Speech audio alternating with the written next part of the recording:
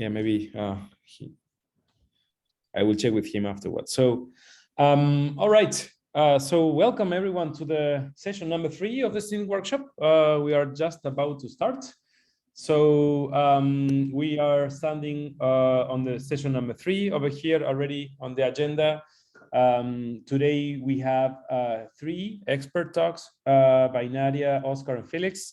And then afterwards we have 2 paper presentations which will be made in video. So I have the pre-recording presentation of both papers by Roberto Short, Pablo Madueri, and other authors we will be sharing today. And Robert and Pablo will be online to take Q&A if needed. So again, I recall that we have the agenda on our website and that we are recording the session. And again, this video material will be made available as well to access this asynchronously. And yes, so and with this, I'm going to pass the word to Scott Burley, who once again, thank you, Scott, for helping us in sharing this session number 3 over here. So I leave the floors to you. Thank you, Scott. Okay, thank you for that, Juan. And welcome everybody to the afternoon session of STINT for today. We have 3 expert talks, and the first of which is by Nadia Cortes of NASA Glenn Research Center. She'll be speaking on high definition, high rate DTN routing enhancements for large scale space networks. Nadia is a research computer engineer who is focusing mainly these days on high rate delay tolerant networking HDTN. Nadia, please go ahead. Thank you, Scott. So let me share my screen. Do you see my screen in full screen mode? Okay, great. Okay, hi everyone. Today I will present the HDTN routing enhancements, which will be beneficial, especially for large-scale space networks. So HDTN, or high-rate delay-tolerant networking, is a performance-optimized DTN implementation by NASA Glenn Research Center that can provide multi-gigabit per second data rates, and it's aiming to be a solution that can scale to interplanetary networks. Routing, as you know, especially in large-scale space networks, remains challenging due to the long time evolving topologies. Originally, so HDTN has been using since the beginning CGR for its routing, and particularly was using a Python implementation of that called PyCGR. However, since contact graphs may be large compared to the network, the resulting algorithm does not scale well with the size of the network or time. In addition, the means for analyzing and testing a network of HDTN nodes is slow and difficult. We were basically running emulations on virtual machines or in our local lab with a network of up to 10 nodes, which is time consuming to set up and doesn't scale to larger networks or long time periods. So in this presentation, I will give an overview of the routing enhancements that were added to address these challenges and improve the performance of HDTN routing. And these are implementation of CGR in C++, HDTN simulator implementation, router time tracking, route update on topology change, multi-destination routing, and multi-graph routing implementation. So this graph shows the original architecture of HDTN. As you can see, there was a CGR client that calculates the optimal route and the next hop for a given contact plan, and final destination using PyCGR library. And the router module communicates with the CGR client to get the next hop for the optimal route leading to the final destination, then update the egress module to forward the bundle to the right out depth. So PyCGR library, the first enhancement is that PyCGR library was ported to C++, which removed HDTN dependency on Python and simplified the architecture of HDTN, which improved the performance of the router. So this new architecture as you can see here, the subset of, so we have a new routing library called libcgr, which implements the subset of features HTTN needs from PyCGR library, like loading the contact plan and computing best routes using Dijkstra algorithm. So this is faster and sheds the memory footprint of the Python runtime required to run PyCGR. The C++ library has been integrated with HTTN router and pushed to the public GitHub. And this is the corresponding screenshot from the unit test results. As mentioned earlier, setting up tests for HTTN for large number of nodes was time consuming and didn't scale. So we were looking at developing an HTTN simulation tool that would replicate the routing decisions that HTTN would take in an operative situation, but in a controllable, easy to debug, and in an accelerated simulation environment. Timothy Recker, the intern I worked with this summer, implemented that by adding a new HTTN routing model to DTN simulator built in Omnet++ framework, which also provides metrics collection and network flow diagram generations. Timothy will provide details on the design and implementation of the simulator tomorrow at the students' talk.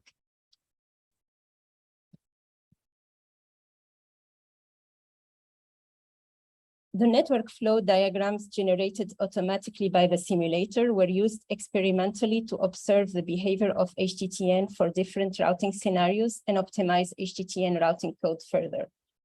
The green colored arrows between circles represent data transferred between nodes, while the horizontal axis is the progress of time. For example, in the old version of the router, it was observed that in this particular scenario, at the end of the simulation, bundled remained stranded on node 1, at the end of the simulation. And it was found that the root cause is that the router computed routes from the initial time of the contact plan instead of the current time, which can lead to suboptimal routing.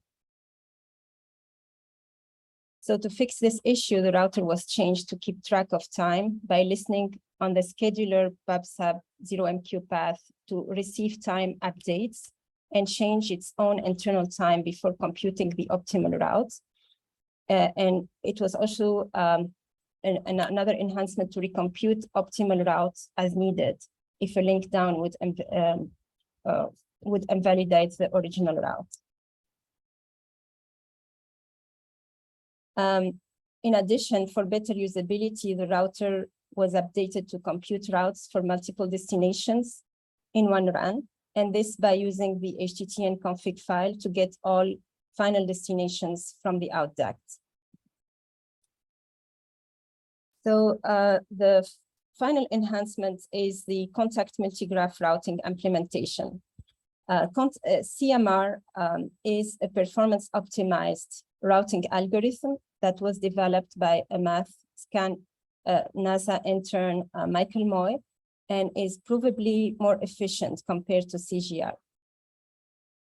This framework uses a multigraph structure that reduces the number of vertices and edges, hence the name contact multigraph routing. The reduction in graph size reduces, so as you can see here, there is a reduction in graph size. So the first graph, this one is, so these two graphs model the same network. However, the CGR has, so we go, when we move from CGR to CMR, we go from 6 nodes and 8 edges to just, 3 nodes and 4 edges. So this means in terms of algorithmic complexity that CMR outputs the same routes as CGR in at most the same number of iterative steps.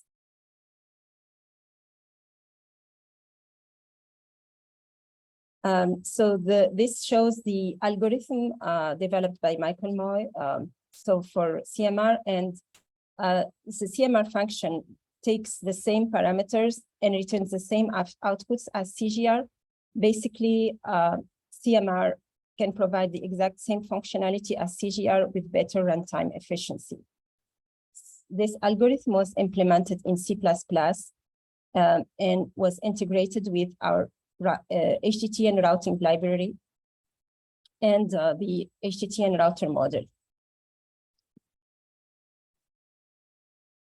So this shows the contact multigraph structure. It's represented as a sort of adjacency list of vertices. So here, to get from a vertex to one of its adjacency, a contact will be traversed. So here on the left side is the a contact multigraph class contains an unordered map mapping the node ID to their corresponding vertex objects for constant time access to any vertex by looking up its ID and each ID. And each of these vertices contains the ID, the arrival time, which is when data can get to it, as well as whether it was visited or not, and contains also predecessors, which will be used to create the route and the adjust. So basically, it will be used to create the route and also it contains the adjacencies, which is another map between the ID of the nodes and a list or a vector of contacts that can reach that node. This vector of contact will be sorted by the start time of the contacts. And this is important because sorted contacts allowed for logarithmic search of the next available contacts relative to the size of the vector using binary search. This will allow because there are some contacts which will have expired by the time of the vertex is reached. So we need to do this sorting. And the end result, we will have a route which will be a chain of contacts from the starting node to the destination node. So this is the results of the CMR implementation. So it successfully finds the optimal route that CGR finds. And in addition, the comparing timing tests between CMR and CGR yields positive results on a contact plan. As you can see here, these two graphs, on a contact plan with 6 nodes and 9 contacts, average over 100 trials, CMR found the optimal route in 16 microseconds, while CGR found it in 22 microseconds. And this decrease in runtime is expected to be larger in bigger contact plans due to the algorithmic complexity differences. And currently, we are in the process of testing runtime efficiency with large contact plans generated from real Starlink satellite constellations contacts data. What you see here in red is the time it takes for contact multigraph construction. It's approximately half of the runtime, 8 microseconds. So on tests with larger contact plan, this portion of the runtime is expected to be even less for the total runtime, resulting in larger speedups when compared to CGR. In conclusion, these enhancements simplified the HTTN architecture, increased the performance of the router, decreased the delay due to route computation, improving the bundle delivery rate for HTTN. The multigraph routing speeded up route finding, which leaves more time to transfer valuable data. And the HTTN simulator enabled HTTN routing testing at accelerated speeds, which is key for routing in large-scale space networks. So I would like to point out that these achievements were possible thanks to the contributions from my students this summer, Timothy Recker and Dominic Conrico. And thank you for your attention. Any questions? Okay, thank you, Nadia. It's very interesting. There are a couple of, I think we have time for 1 or 2 quick questions. Sure. First, are the enhancements for HDTN, are they included in the NASA GitHub repository for HDTN? So they are in the GitLab. Some of them are in the GitHub, like the CGR. Yes, and most of them are in GitLab right now, not yet in public GitHub. But so we have the this one. Let's see here.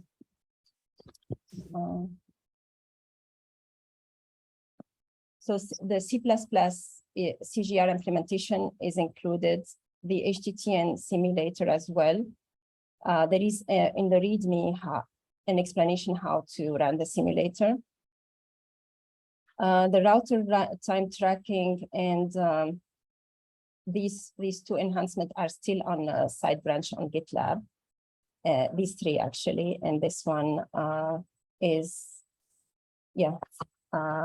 also in GitLab, but should be committed to the public GitHub soon. So we have like a private internal GitLab. Okay, very good. There are a couple more questions, but I think we're kind of pressed for time, so I think we should start on the next presentation now. And perhaps you can look in the chat and respond to some of the questions in the chat. Okay, sounds good. Thank you. Thank you. If you would stop sharing, then our next presenter is Oscar, I believe. Let me just bring this up here.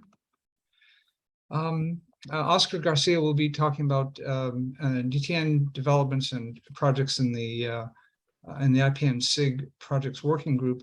Oscar is chair of the IPN-SIG projects pilot projects working group. He first presented a medical record system for space exploration in STINT 2020 and has received the award for World Summit on the Information Society and Digital Health for Argentina in 2005. And I will turn it over to Oscar at this point. Oscar, please go ahead. Hello, everyone. My name is Oscar Garcia. I am trying to share my screen. Is it sharing now? Here we are. It will take a bit of time.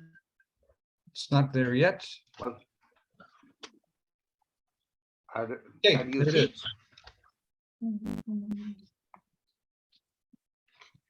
Go ahead. Okay. Well, my name is Oscar Garcia. I am the pilot project working group lead of the IPN-SIG, the Interplanetary Network Special Interest Group.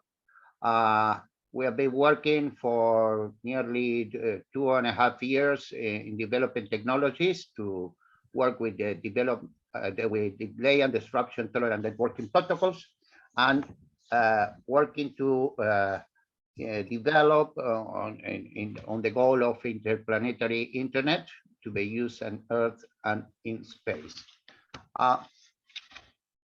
We started 2 years ago with can you hear me well or more or less? Yes, go ahead, Oscar. Okay, thank you, Juan. We started 2 years ago, 2.5 years ago now, with the first connection on DTN between cloud servers that we did with Larissa Suzuki from Google with Vinton Surf, that all of you know well, and myself, and we did connections with DTN between cloud servers in Amazon. In Amazon Cloud and in Google Cloud, and we have been working. We started 2, 3, 4 members, and now we are around 30 members. We have been developing a DTN plan where we want to. We have been working with the ION that our host now today, Scott Burley, is the chief architect, and we also have a micro DTN working that we have another prestigious speaker here, that's Felix and Juan. Our point is to work with the different implementations and connect universities, connect personal computers, governments, and test ETN in a real scale. For that, we have been working in developing a network. We have several nodes connected in our network in different parts of the world, some in cloud, some in personal computers, some in laptops, some of those nodes, and we are exchanging packets between all of them. And this is how, and we are trying to expand this network so that we can have a real demonstration of DTN in a scale, in a wide scale, and our goal is perhaps in this year or next year to connect also with satellites and establish communications with the spacecraft through our network that we are very happy with. It has expanded very well during this year. Besides that, we are also very interested in connecting other implementations in this network. I've been talking personally about establishing connections between space agencies implementations that are not so in the open source and all that. So I think this is an important endeavor in the PWG, in the pilot project working group of the IPNC. For this, we have been using and have developed several software. One is the DTN Network Manager that one of the attendees here is one of the persons that have been working hard on this. Mr. Montilla, Mr. Alberto Montilla, and Alberto Montilla Jr. The DTN Network Manager allows to generate in an easy way the contact plans between the different nodes. Also, another area that we have been working is in interoperability between different implementations. An experiment was set up last year between the micro DTN and the ION implementation of DTN, and connecting between them and using the European Space Agency ESA OPSAT, that is a satellite that is used for this kind of testing. And also one of the nodes that we are using nowadays is with working, more than one of the nodes are working also with micro DTN. So we are open to work with the different implementations. And we have heard about HDTN. So we would like to incorporate all these implementations in our network. We develop also the suite that is a software that allows to make testings quite easily with registration form, with the software and all that.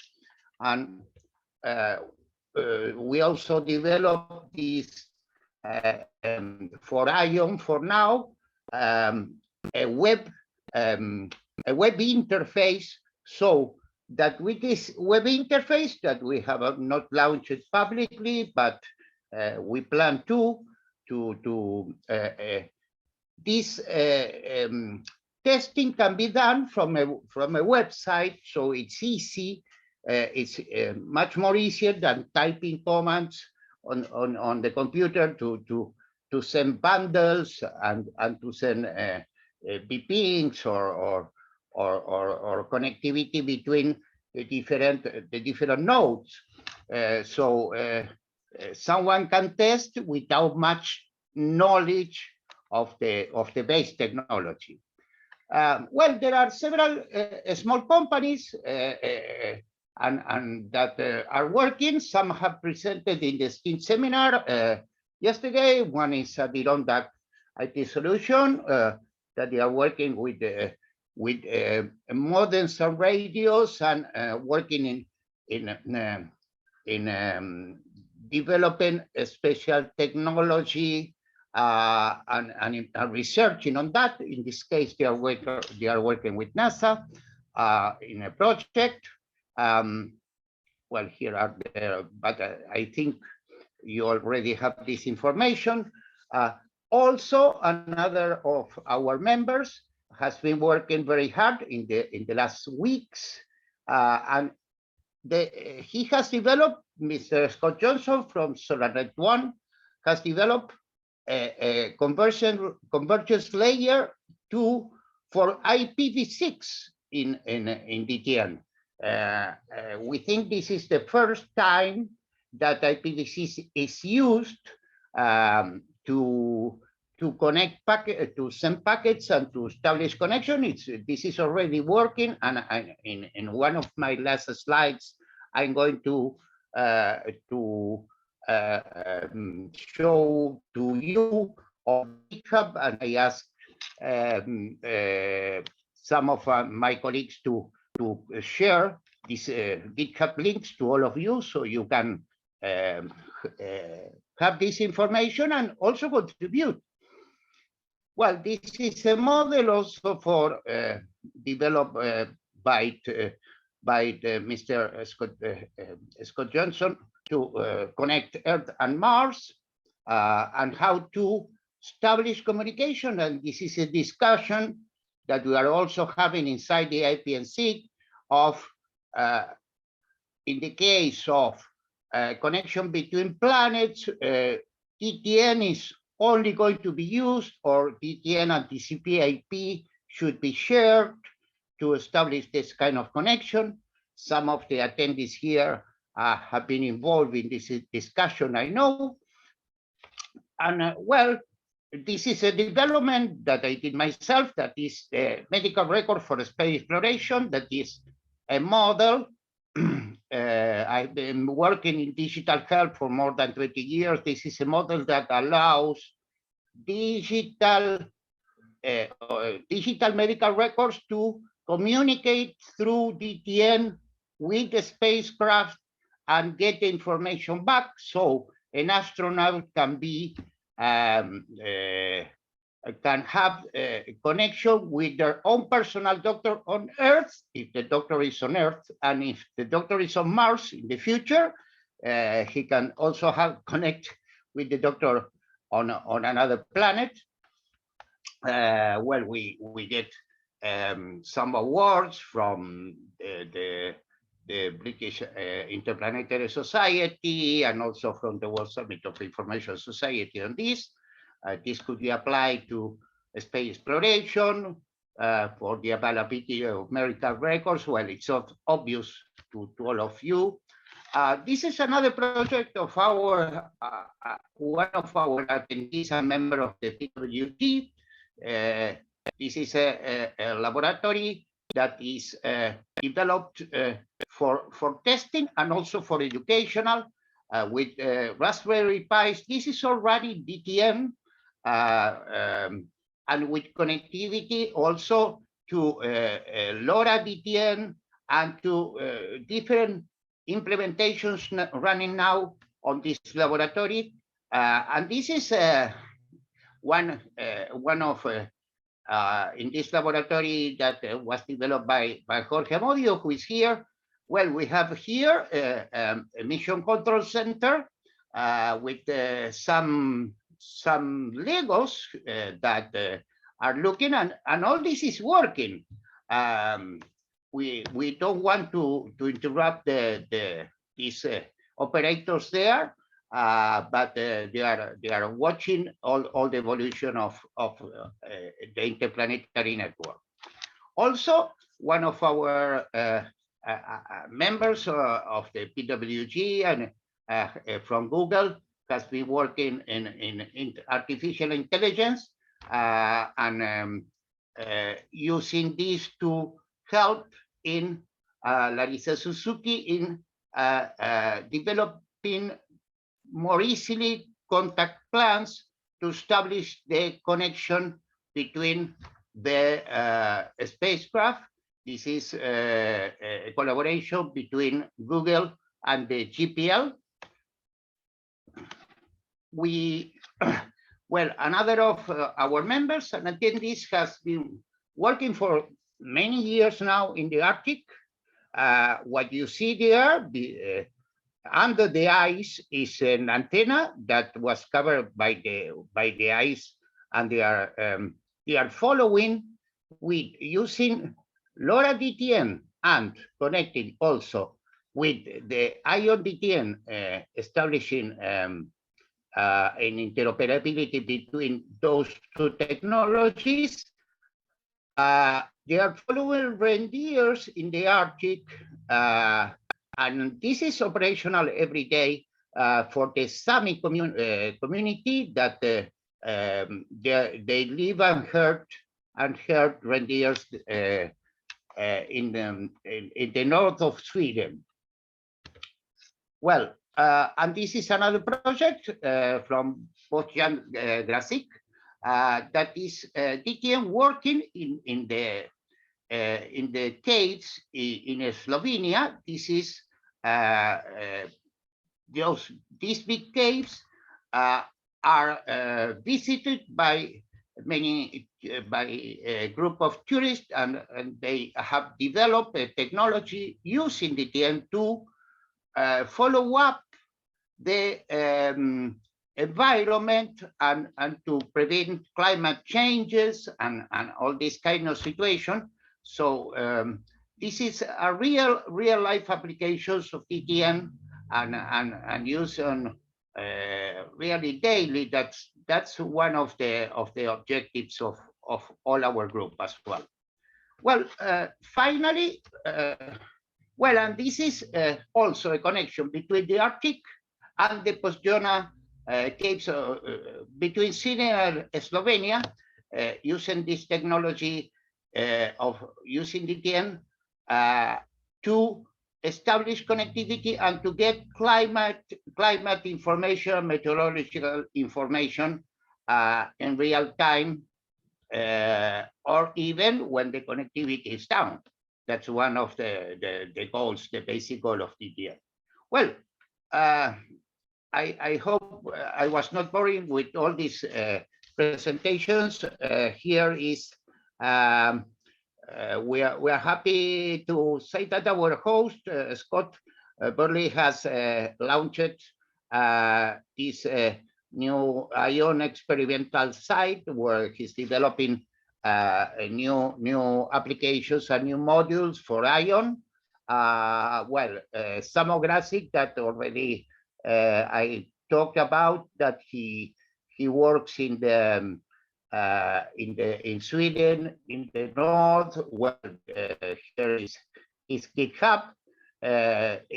From Scott Johnson, we have the GitHub of the IPv6 convergence layer that, well, you can try, and we are all happy that if we can get feedback about all that. Spatial Corporation that developed the DTN Manager.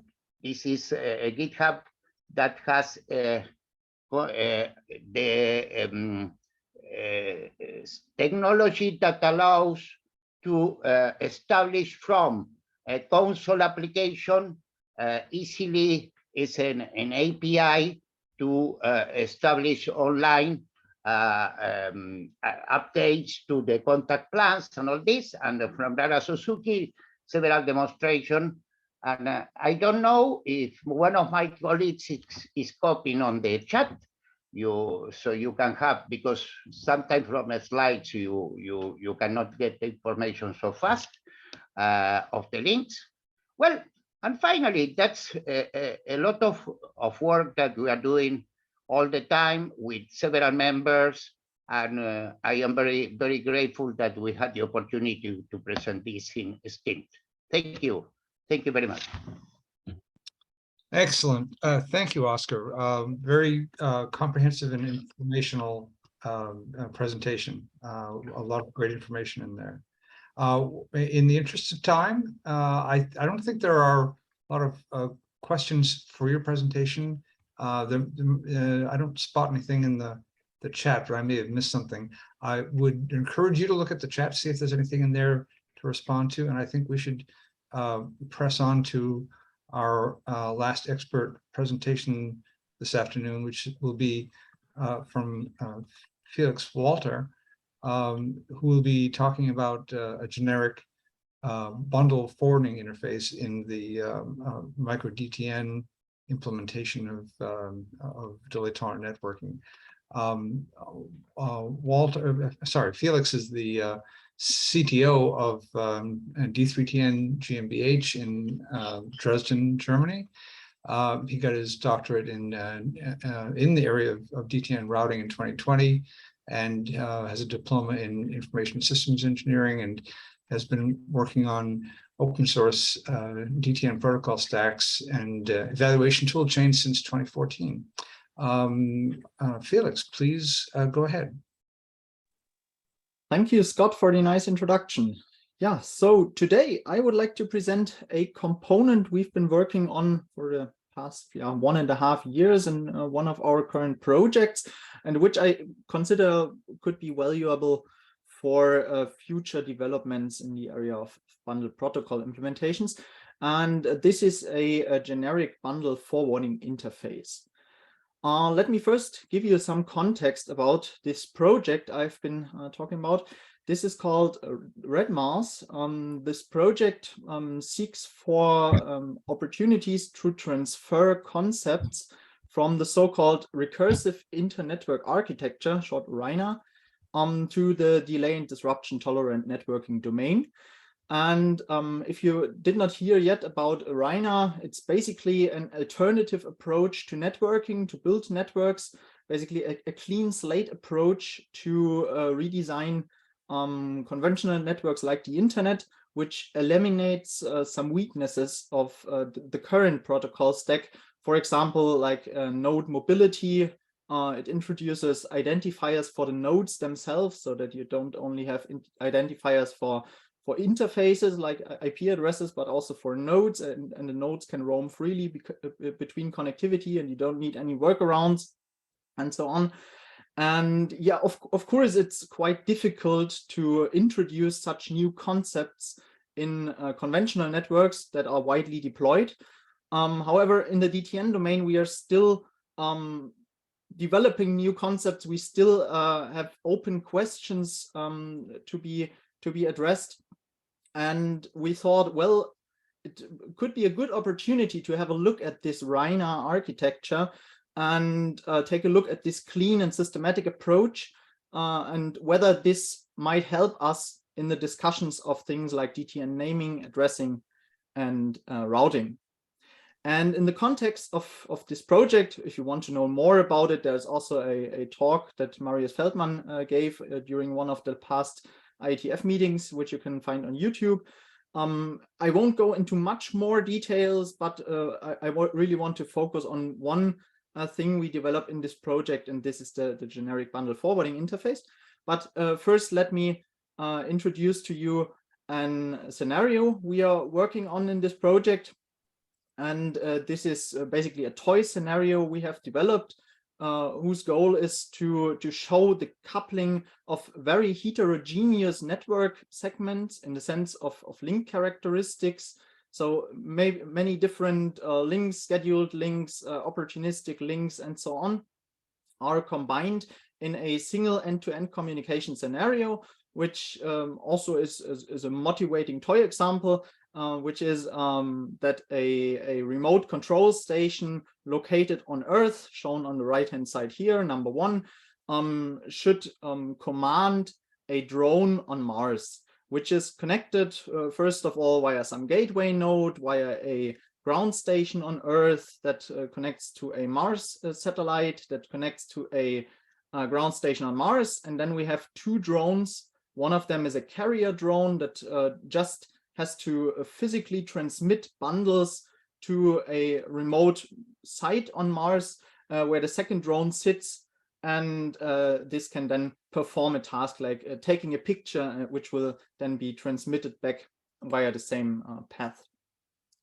When we depict this scenario as a line network, basically of just the nodes which are involved in one single data transmission, we already see that there are many different links with different topological characteristics and different levels of knowledge that are required at the different nodes. So for example, when we take a look at this remote control station, if we assume its only purpose is to command things on Mars, then it only, basically it only needs a default gateway, a default next hop where it sends all the bundles to, which is the gateway to Mars. This, of course, may be connected via a larger network of using different or multiple different ground stations located on different sites on Earth to ensure a more continuous connectivity towards Mars. And so this already might need to perform routing, something like, for example, contact graph routing. On these earthbound links, of course, you may use something like internet links, plain TCP connections, which are persistent, which are always available. This is shown as this solid lines. And then, of course, from the ground station on Earth to the Mars satellite, and from the Mars satellite to the ground station on Mars, you have a non-continuous connectivity, which is also delayed, which, however, can be scheduled. Yeah, so you have contacts, you can predict the trajectories in advance, you can schedule these contacts, and you can perform DTN routing, for example, using contact graph routing, so using deterministic approaches. On the right-hand side here, we have the part of the network which involves our drones, our UAVs.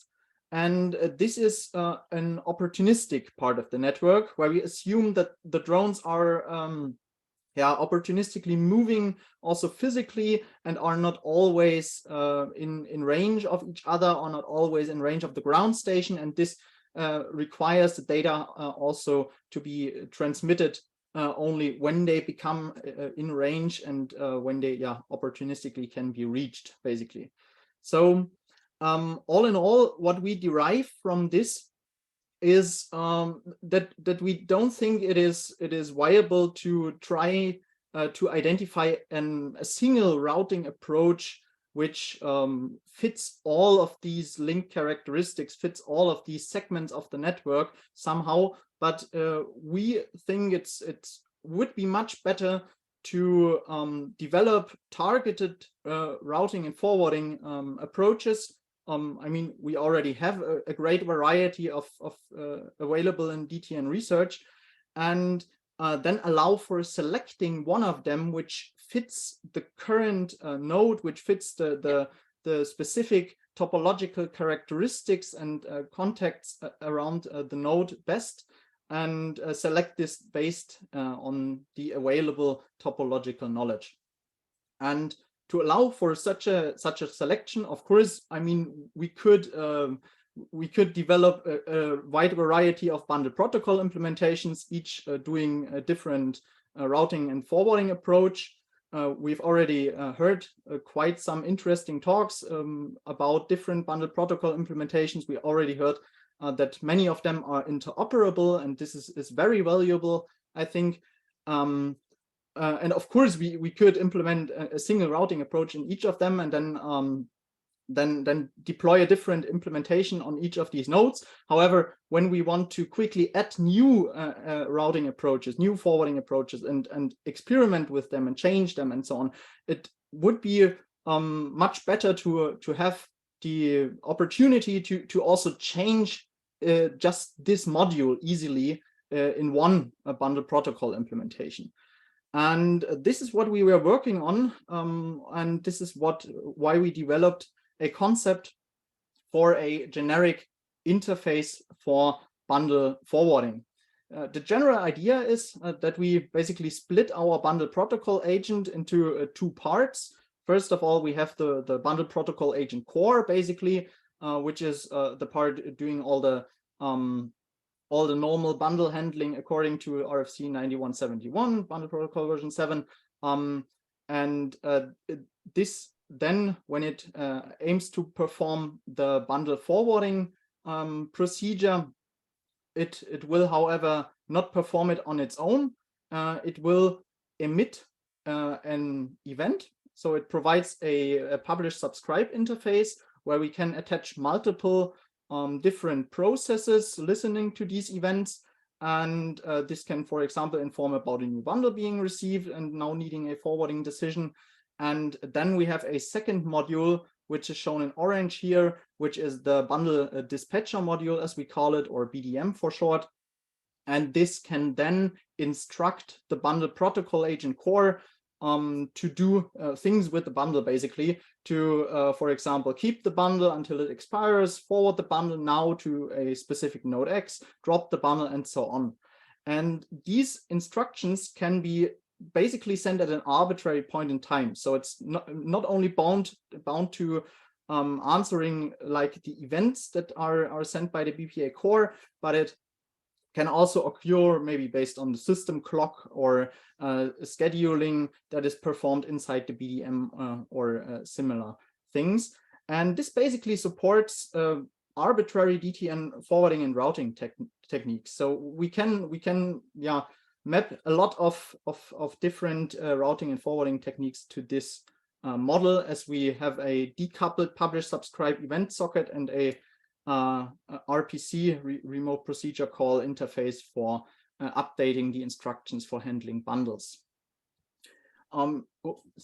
Here we see an example processing sequence, how it can happen when a bundle is received at a node X, that is a bundle that is addressed to a node Z, and this should be forwarded to a node Y. And we see here, for example, we have the bundle is received from a CLA. This first establishes a new link. The bundle protocol agent core will then emit an event that the link is available to the BDM. The bundle is received. It will emit another event to the BDM, which then decides for the next hop based on the forwarding algorithm. It sees that the next hop is node Y. It schedules the bundle and keeps it in its memory until it receives an event from the BPA core that the link to node Y is available. And then it will update the actions to be performed on this bundle to send the bundle to node Y. And if this is successful, then drop the bundle. And this is then what the BPA performs. It sends the bundle to node Y, and upon transmission success, it will drop the bundle. So what can we do with this? Some examples. Based on this flexible interface, for example, we can even do things like dispatching our drone to a new physical destination when a bundle is received. So, for example, when we get a bundle to an EID like IPN 42.1, and we determine a next hop for this, and we see that this next hop is probably available at another physical location, we can just instruct our drone controller to fly to this physical location. And this is a photo from a field test we performed some weeks ago, where we exactly had a program running attached to our event interface, which was doing exactly that. We can also do things like opportunistic forwarding easily, which is in this case based on an independent node discovery, so independent from the bundle protocol implementation we had on our carrier drone, as well as on the second drone. an IP-based neighbor discovery agent running, so IPND. This is an experimental RFC of the IRTF, which sends UDP beacons over a Wi-Fi connection. And when this is established and the beacons are reliably transmitted, then we can make the forwarding decisions for bundles in storage, transmit them to the next drone, which is then instructed to fly to the destination and take a photo, for example. And this can be totally independent of the bundle protocol. So in this case, the beacons are sent via UDP, so via IP packets using this IPND protocol. So we can even combine these mechanisms, which is what we did actually in this field test. So several different event subscribers can work concurrently. This publish subscribe interface natively supports to attach multiple programs at the same time. So for example, we can add further things beside just one BDM. We can add, for example, things like monitoring, which where we have components that collect statistics, generate fancy graphs, generate logs about bundles and context occurring. And we can also do further debugging. We can imagine bundle tracing programs and so on. So you can implement a lot of things based on that. Also, an interesting point is, as we are attaching a list of next actions to each bundle, this list basically can also have a default value. So we don't even need a BDM setting the next actions on each bundle if we have a very simple case like having just a default route where we always have one next hop for forwarding bundles. Then this can be just a default value for this list of actions, which is just always attached by the BPA, and we don't need a dedicated process for that, even allowing for a higher performance. As I said, this was field tested. So we had a first end-to-end test on the 22nd of October, emulating the scenario with 2 drones successfully. And we are now working on making the implementation ready for general publication. So we have implemented this now in a prototypical manner in a new version of MicroDTN, and will publish this potentially in early 2023. So what we mainly did was re-implementing the bundle protocol agent core in Rust, combined with some C libraries from the previous MicroDTN, with the goal, of course, to migrate everything to Rust in the future. And the BDM part is attached via a low overhead socket interface using Captain Proto. This is similar to protobuf, but has the advantage that it also provides a RPC mechanism with a very low overhead compared to for example, gRPC, which has quite some more dependencies, especially in Rust, things like HTTP and so on. Whereas MicroDTN in the future should keep running on microcontrollers. So we decided for the lower overhead thing. And the first BDM examples will be implemented in Python to be very easily approachable, I would say maybe hackable implementations also of forwarding techniques. However, you can easily also implement BDMs in an arbitrary language supporting Captain Proto. And yeah, I hope I gave you a good insight into this forwarding interface. There is a paper available, which I can also share the link via the chat. And if you have any further questions or want a PDF copy or whatever, just send a mail to contact@d3dn.com. Thank you. Great. Thank you, Felix. Very interesting innovation there. And there are, I think, a couple of questions in the chat. And if you've got some time to respond to those, I think that'd be great. And Sure. I think now we should switch over to the first of our paper presentations. This will be a paper on the current state of sheaf theoretic networking by Robert Short at NASA Glenn. And Juan, I think you're going to start the video for this. Is that right? That's correct. I will start it right now. Okay. Hello, and thanks for coming. My name is Bob Short from the NASA Glenn Research Center, and today I'm going to be talking to you about the current state of sheaf theoretic networking. So at NASA Glenn, I study space networking in general, and the problem of space networking in comparison to ground networks is pretty significantly different. When you have a satellite passing over a ground station, there are times when you can see it and times when you can't, and that causes our connections to no longer be constant. They have to be dynamic. Also, connecting to a satellite that's orbiting the Earth versus connecting to a satellite that's orbiting Mars are going to be very different in terms of the time that light takes to travel those distances. And if we want to build a solar system internet, the network is going to have to be able to manage those high variance and latencies. Moreover, with the stronger and stronger commercial interest in interstellar communications, we do need to worry about scalability of these networks and making sure that as we scale up, we can still maintain information that is relevant to the network.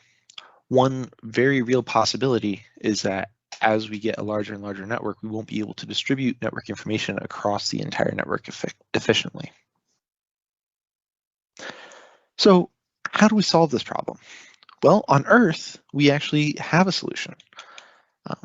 On the ground, we do subnetworking, where we divide a network up into smaller chunks, and each chunk is a small network on its own.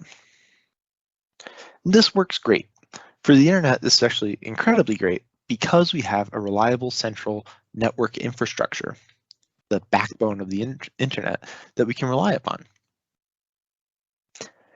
But when it comes to space, we don't yet have that same infrastructure. It's not built yet.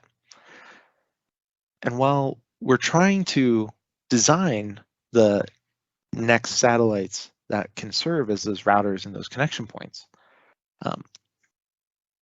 the transition point from now to actually having a reliable infrastructure is going to involve people needing to do something different. And as such, we're going to need to employ some local strategies and decisions that'll produce the routes that we want to pass through. Moreover, the ability to do these things in a space network is going to be very different because our assumptions change dramatically when we go from the ground to space. So our current theory of networking is more equipped for the ground, where we have a graph that represents the connectivity with nodes and edges, telling you how the graph is connected. And we give decorations such as weights, numbers, or even functions to convey data that's relevant to the problem that we're looking at. And then graph algorithms generally are able to give us optimal solutions, but to do so, they often require information about the entire network, which may not be desirable in space networks. So how do we shift this? Well, our proposal is sheaf theoretic networking.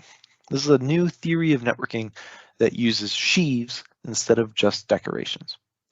And so what do I mean by that? Well, we still are going to need some representation for connectivity, and this can still be a graph or a time-varying graph in the sense in the case of space networks. But our decorations no longer live in isolation over each node and each edge. They instead live in a more complex data structure where there are relationships telling you how each piece of data is related to each other piece of data that's adjacent to it. So the relationships could be between, for example, VS and V1, or V3 and all of its neighbors, but there probably wouldn't be a relationship between VS and V3 apart from following the relationships between its neighbors. A piece of data obeying these relationships gives you a way to detect consistency between the types of information you have. So if I have information at VS and V3 that are different, I could tell at V1 that it's no longer consistent. This local definition of relationships enables us to have local definitions that yield global guarantees. We may need to give up some optimality, but we can still do things efficiently. Now, when we talk about sheaves, sheaf theory is actually a very rich mathematical theory. And so there's some language that we use in sheaf theory that we need to bring over to the networking side. In particular, if we think of a sheaf as a data structure, one of the things to talk about is an instance of data, right? So if this blue graph down here represents we'll call it a weight sheaf of the weights that you can put over edges, an instance of that data would be the weights over the edges themselves. And that would be a section if it's consistent with the sheaf information and the sheaf structure.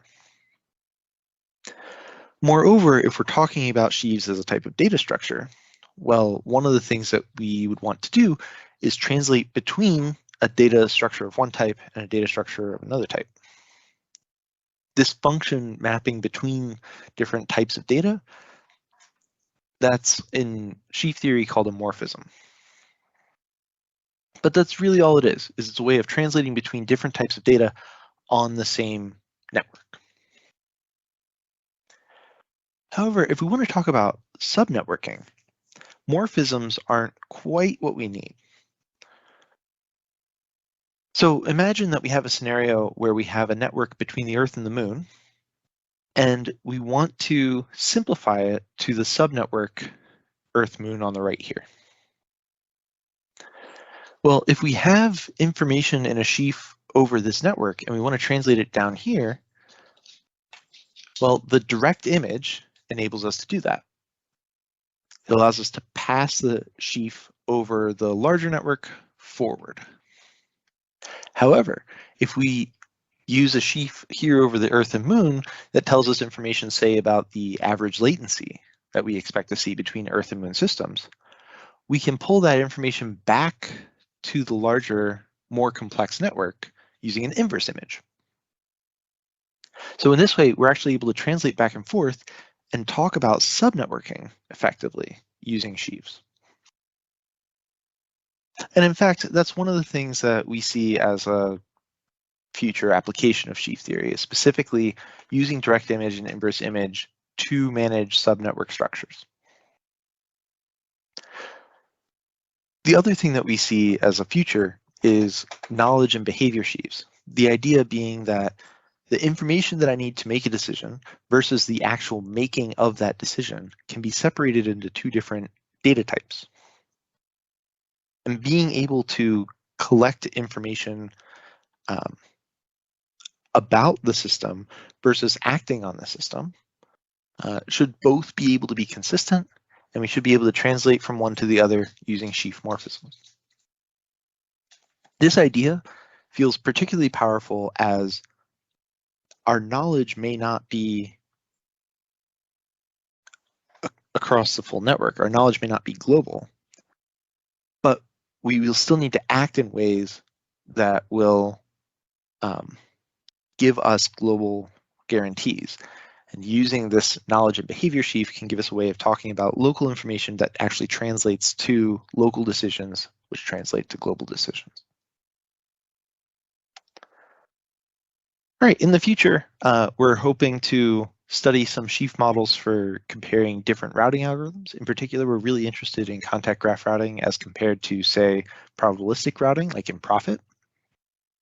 We also hope to translate some of these sheaves into code so that we can start playing with them and helping people understand better with actual applications and run simulations. And then we also have a full OSI sheaf model that we're working on.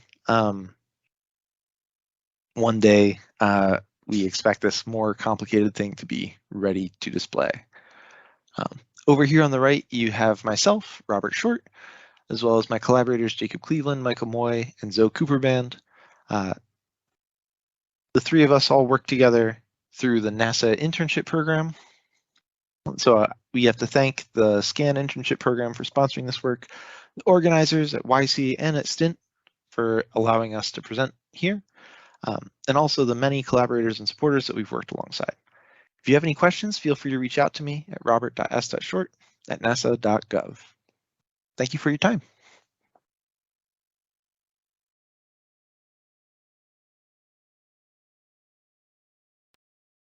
Okay.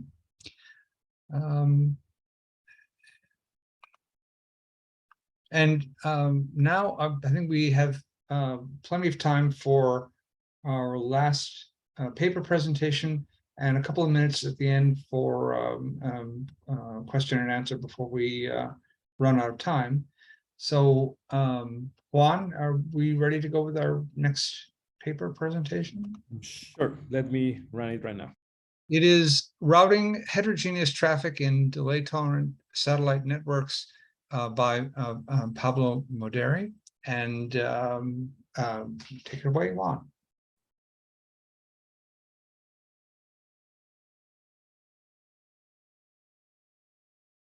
And I have developed this work at Khartoum University together with Ganesh Karabolot-Kurt, Halim Yanikomeroglu, Penhu, Khalid Ahmed, and Guillaume Lamontagne. The title of our paper is Routing Heterogeneous Traffic in Delay-Tolerant Satellite Networks. In the agenda I have prepared for today, I plan to describe how routing is performed in these scheduled satellite networks, and in particular by using one of the most developed solutions called contact graph routing. Then I will describe one of the problems we have been researching and propose a possible solution. I will also briefly describe a model that we use as a reference to evaluate these solutions and compare the results. One procedure that has been proposed in recent years for routing traffic in scheduled satellite networks is shown in this figure. First, orbital propagators are used together with communication models in order to compute the future topology. This topology is known as the contact plan and contains the connectivity episodes, that is, the contacts that the satellites will be able to implement in order to exchange data in the future. This task is carried out by a central entity, such as a ground station or a mission operation center, which then distributes the topology to each of the satellites in the network. Finally, when traffic is generated, each satellite is in charge of executing an algorithm that computes routes, enqueue packets, and finally transmit them to eventually reach the destination. One of the routing algorithms that has received the most contributions in last years is contact graph routing, or CGR.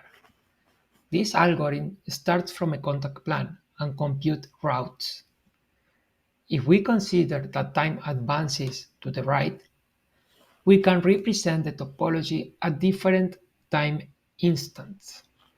Then, at time t1, we can have a LEO1, a LEO2, and a ground station that works as the destination for the generated traffic. And for example, a contact between LEO1 and LEO2 at that time. In the same way, at time t2, we can have a contact between LEO2 and the ground station. And finally, at time t3, a contact between LEO1 and the ground station. The CGR algorithm runs on each satellite and is able to find that LEO1 has a route A to reach the ground station via LEO2. In order to use this route, LEO2 requires a buffer to store the traffic received from Leo 1. Then, at time t2, Leo 2 can also download that traffic to the ground station by using this other contact. On the other hand, CGR is also able to find an alternative route in which the traffic waits at the buffer at Leo 1 and is downloaded to the ground station at the later time T3. In addition to finding these routes, which are basically sequences of contacts, CGR annotates attributes such as arrival time and number of hops. For example, Route A has an arrival time T2 and number of hops equals to 2, while Route B has an arrival time T3 and a number of hops equals to 1. To summarize, CGR has two major stages. A first stage in which a number of routes are found and a routing table is populated, and a second stage in which the routes that are no longer valid are filtered out, keeping those that can deliver the traffic on time, and finally selecting the route with the earliest arrival time. So in this example, if CGR is applied on Leo 1 to send its traffic, it would choose Route A that delivers the traffic before Route B. We call CGR del time to this scheme for purposes of comparison. One problem is that intermediate nodes could also generate traffic, in this case Leo 2. And the problem is that Leo 1 does not take this situation into account when deciding the route. This can lead to congestion situations that prevent traffic from being delivered on time. In addition, the more hops a route has, the greater the chances that this situation will be worse. Therefore, considering the locally computed arrival time in a strict way without taking into account the number of hops is something that can cause problems. Imagine, for example, that Route A arrives at destination in 60 seconds, but has 10 hops, while on the other hand, Route B arrives at destination in 61 seconds and has only 1 hop. Which one would you choose? So a simple solution that we propose here, and with very few changes to the original algorithm, is the following that we call CGR hops. The route discovery stage remains the same, and the best routes in terms of arrival time are kept in the routing table. On the other hand, in the forwarding stage and after filtering out the routes that are no longer valid and those that don't deliver the traffic on time, instead of selecting the route with earliest arrival time, the one with the least number of hops is selected.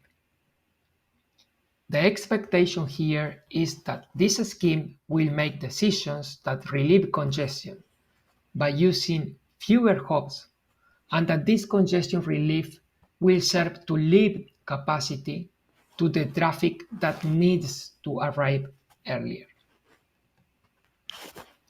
Furthermore, in order to compare the performance of these routing schemes with the reference model, we have developed a linear programming model that has global knowledge of the topology and the generated traffic, and is able to deliver traffic to the destination as soon as possible and avoiding the congestion. Something to highlight here is that in this model, the traffic is heterogeneous, meaning that each packet has a maximum latency that can support and that we encode here as a time to leave. Therefore, the traffic must reach the destination before the time to leave. More details of this model are described in the paper. In order to evaluate these schemes, we have extended a simulator called DTN Sim with the different routing schemes. In particular, we generated random scenarios with 10 LEOs and 1 ground station, a time horizon of 100 seconds, and a link density of 20%. The traffic pattern is all-to-one, meaning that all the LEOs generate traffic destined for the ground station. Furthermore, to consider heterogeneous traffic, 50% of the traffic has a time to live of 20 seconds, while the other 50% has a greater time to live of 100 seconds. The results show 4 metrics on the y-axis, while the x-axis show an increasing traffic load generated on each LEO satellite with the ground station as a destination. The first metric, delivery ratio, is telling us how many packets arrive at destination by complying with the max latency requirement. Regardless of the traffic load, the linear programming model is able to deliver all generated packets to the destination while meeting the max latency requirement imposed on each packet. On the other hand, CGR del time shows a delivery ratio that decreases as the traffic load increases. This is because the congestion generated starts to prevent the delivery of traffic to the destination. Finally, although CGR hops also experiences a decrease in delivery ratio as the traffic load increases, this decrease is smaller due to the better congestion avoidance capability of this scheme. The second metric, mean hops per packet, tells, for each packet that arrived at destination, how many times it was transmitted. Here, CGR hops shows a favorable performance in terms of the average number of hops per packet, because it chooses routes with fewer hops. In this case, the linear programming model uses a higher number of hops because, in addition to being constrained to comply with max latencies, it seeks to deliver packets as soon as possible, regardless of whether it must use more hops to do so. The third metric, energy efficiency, can be interpreted as how many packets are successfully delivered to destination with each transmission.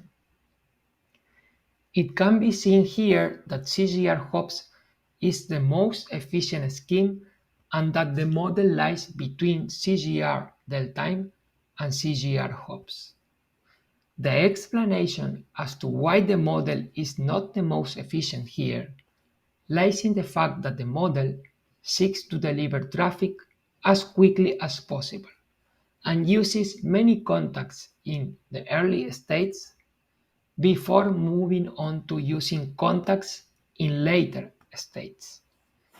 In contrast, CGR hops proceeds to use routes with fewer hops as long as those routes meet the max latency requirement.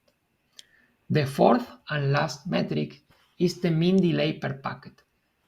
This metric gives us the average latency with which packets arrive at destination. The model obtains the best metric in terms of delay per packet, followed by CGR del time, and then by CGR hops. It is worth noting that this metric is considering all the generated packets, regardless of the max latency required. If the average delay is calculated separately for each type of traffic, we can expect the average delay per packet to be lower for traffic with lower time to live values. In general, we can say that CGR hops delays the traffic that can be delayed while leaving capacity for the traffic that needs to arrive sooner. As a general conclusion, we can say that optimizing the choice of routes by strictly considering the projected arrival time and without taking into account the number of hops might be counterproductive. And also that the proposed scheme, CGR hops, is able to improve the delivery ratio, the average number of hops per packet, and the energy efficiency for heterogeneous traffic with different maximum latency requirements. For any questions, you can write me to the email I am leaving here. Thank you very much for your attention.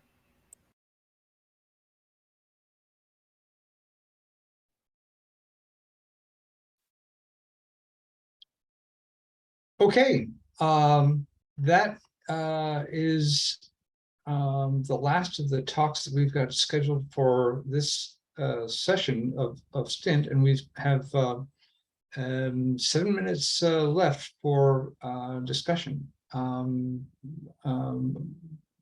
Pablo, I think I saw at least one message in the chat for you.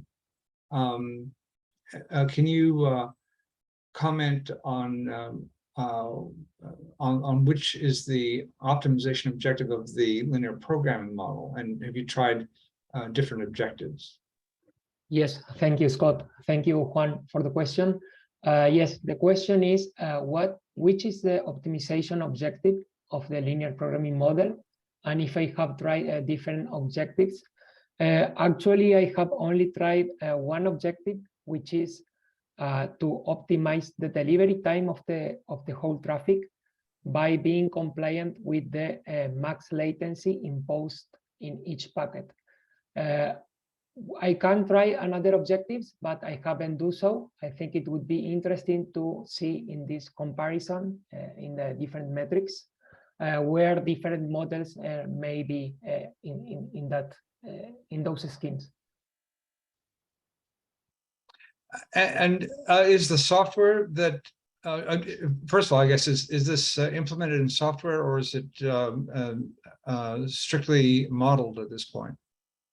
It is implemented in this simulator we call DTN Sim. It is an open simulator. So in the paper, there is the link to access the GitHub repository. So yes, it is a simulator. Okay, good. And that is available for public use, correct? Yes. Okay. I'm looking back through the chat for other questions.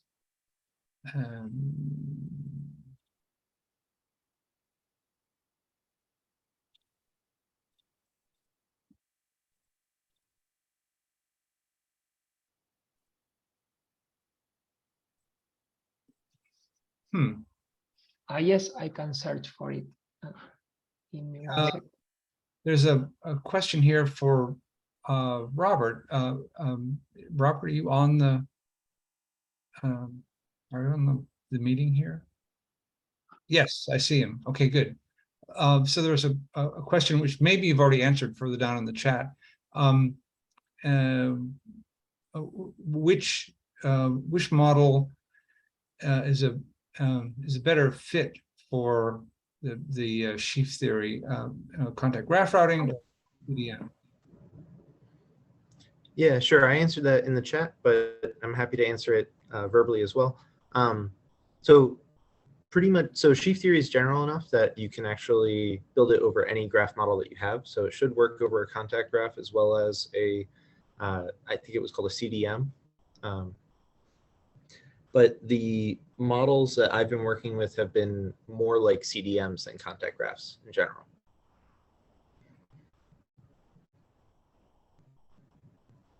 Okay. Let's see.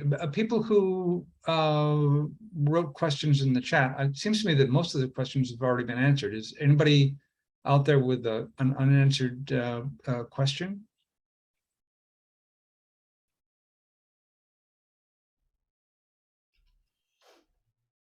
Yeah, Scott, Stu here. I just threw in one more on the sheaf theory.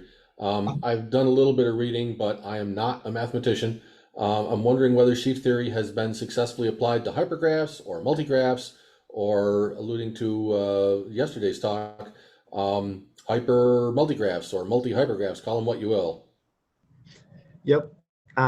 That's something that Alan Hilton and his group of interns over at Goddard have been playing with this past summer.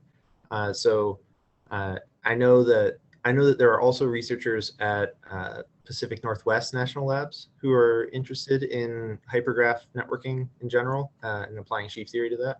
So there are groups working on it. I haven't been focusing on it because I think other people have it under control. Thank you. Thanks. Well, I think maybe at this point, I will turn this back to Juan for concluding remarks and maybe any additional questions that come up over the next couple of minutes. Juan, back to you.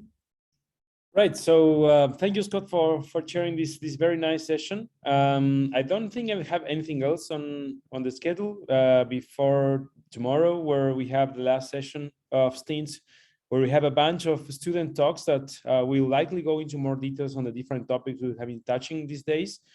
So maybe we have 2 more minutes on the agenda. I believe the microphone open if anyone wants to add something or comment something regarding the topics we have covered today.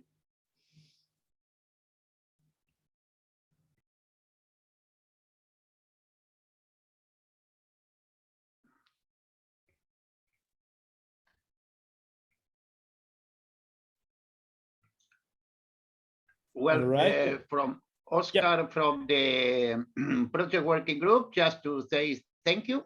And I appreciate the invitation to present and a great success for these STINT seminars and workshops. Congratulations. Excellent. Thank you, Oscar. And well, I also thank you everyone for joining us again. The material will be recorded and we will share that with you. So thank you for joining, and yes, and hope to see you tomorrow in the student session. So thank you. Have a great day, wherever in the world you are. Okay. Bye. Thank you. Bye. Bye.